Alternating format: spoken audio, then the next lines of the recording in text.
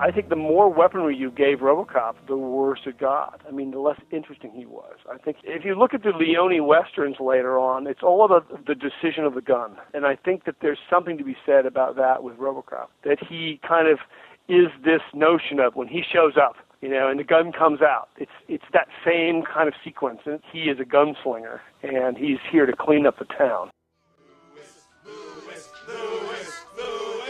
You know, I didn't really want to do it, but I felt that I'd had so much fan mail and so many people loved the series and so much around my character that I felt somewhat of a responsibility, and I had a premonition. I had a feeling they were going to bump me off. I kind of knew it in my heart, and then, of course, when I met with them and, you know, they tried to glorify it in some way or other, like this was like an amazing thing happening. I said, okay, you know, whatever, you know, and I just wanted to do it, and because of the fans, and that's what I did. And of course they didn't wait for Peter, and who was the wonderful actor that played the old man. They didn't really, I mean, it was all kind of half-baked, in my opinion. But I tried to do the best that I could. I felt badly for Robert Burke because he had to fit into Peter's costume, which was molded to his body. So, you know, and I think they tried to make this mainstream, you know, PG-13, and that was not the sensibility. I mean, Robocop was a really gritty,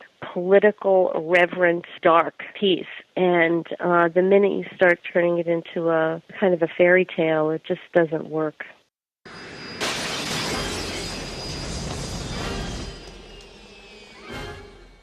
Robocop is a gunfighter. So Robocop should not have a machine gun arm, and Robocop should not be in a jetpack. I mean, this is boy stuff, sorry. But I thought about these things probably too much for my own good as a middle-aged man. But no, the jetpack ruins him.